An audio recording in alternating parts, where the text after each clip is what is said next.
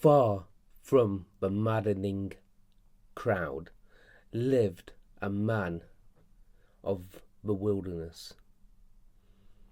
In a deep, damp cave lived a hermit, a figure shrouded in mystery, whose name has been, unfortunately, forgotten. Let's take a look at the history behind the Hermits Cave at Cratcliff Tor in Derbyshire.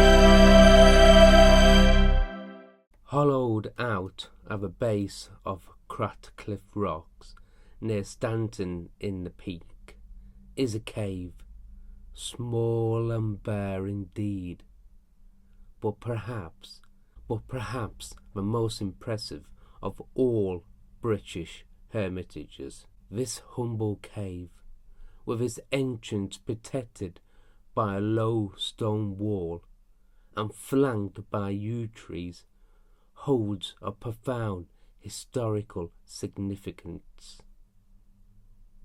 There dwelt a solitary whose name has not been recorded, but graven in the rocky wall is a lasting memory of his faith.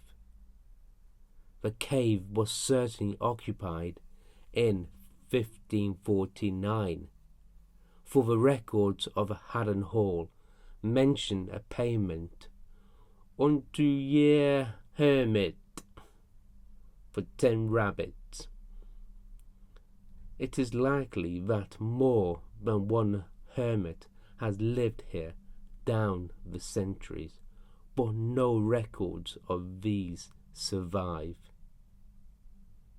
In the recess of the eastern end is a simple, striking rood.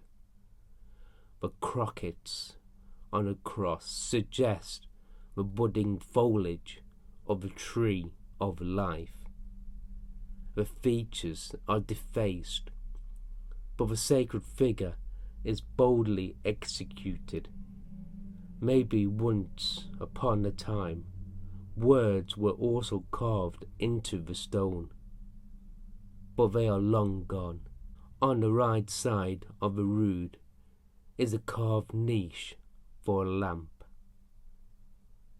Nothing is known about the origin or purpose of this lonely cell, nor is there any tradition extract to throw the halo of romance around it.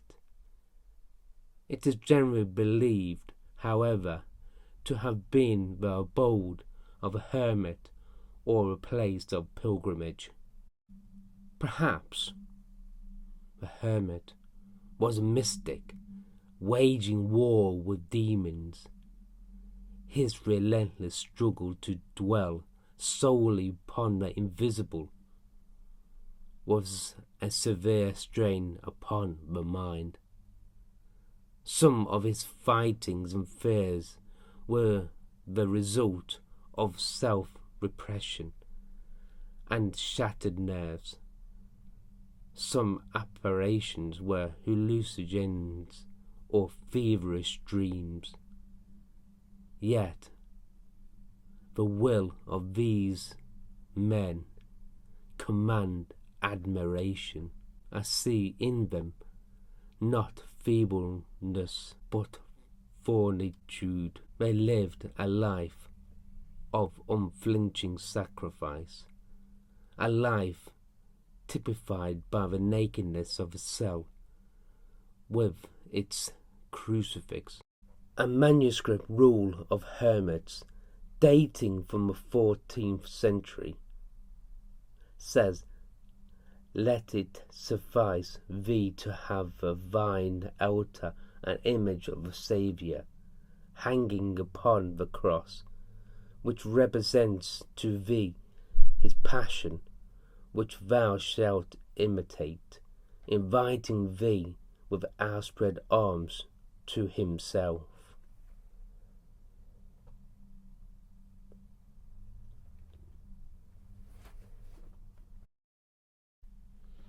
I want to share with you a poem which was written between 1776 and 1855 by a Thomas Parnell.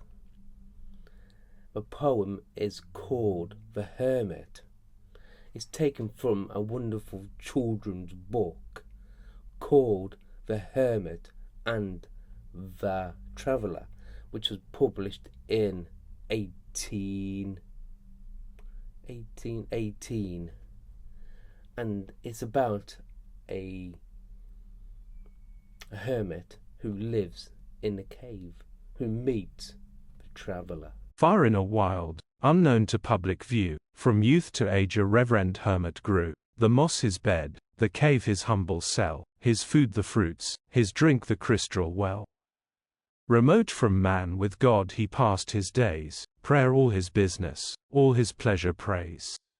A life so sacred, such serene repose, seemed heaven itself, till one suggestion rose, that vice should triumph, virtue vice obey. This sprung some doubt of Providence's sway.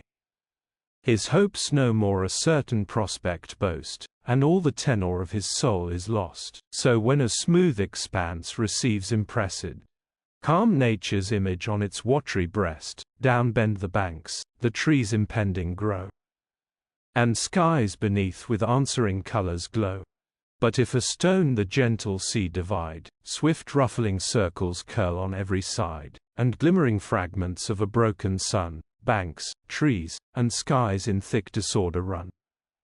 To clear this doubt, to know the world by sight, to find if books or swains report it right, for yet by swains alone the world he knew, whose feet came wankeriog o'er the nightly dew, he quits his cell, the pilgrim's staff he bore, and fixed the scallop in his hat before, then with the sun a rising journey went, sedate to think, and watching each event.